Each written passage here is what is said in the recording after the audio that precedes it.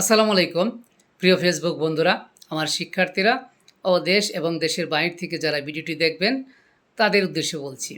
আমাদের এই দেশটি ছোট্ট একটি দেশ, জনবহুল দেশ। তারপরে এই জনবহুল দেশে প্রতি বছর পাল্লা দিয়ে বাড়ছে বেকারত্বের সংখ্যা। আর এই বেকারত্বের একটি বড় অংশ হলো শিক্ষিত। আর এই শিক্ষিত বেকারত্বের বাড়ার বৃদ্ধির মূল কারণ হলো সার্টিফিকেট নির্ভর শিক্ষা ব্যবস্থা। কারণ আমাদের এই দেশের শিক্ষা ব্যবস্থার মধ্যে তেমন কোনো আউটপুট নেই, যেটুকু রয়েছে শুধু সার্টিফিকেট অর্জন।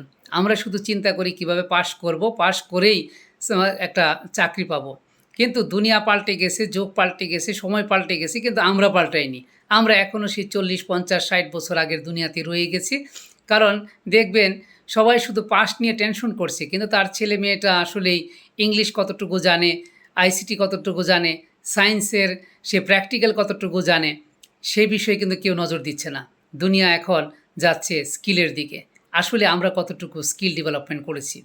আমাদের এই বেকারত্বের বড় একটি অংশই হলো কি আনস্কিল, এবং they don't know how to speak in English, they don't know how to operate computer, they don't know different kinds of ICT practical skills.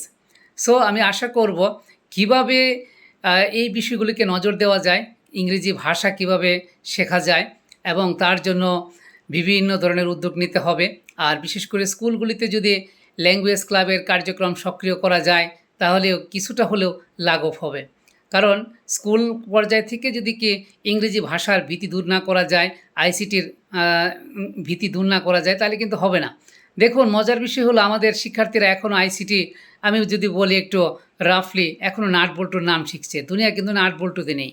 আইসিটির যেখানে চতুর্থ শিল্প বিপ্লব অলরেডি শুরু হয়ে গেছে, যেখানে কি এআই নিয়ে সারা পৃথিবী মাতাচ্ছে এবং ক্লাউডিং নিয়ে মাতাচ্ছে, যেখানে আইসিটির নতুন নতুন টুলস এসেছে, কিন্তু আমরা এখনও সেই ব্যাকডেটেডই রয়ে গেছি।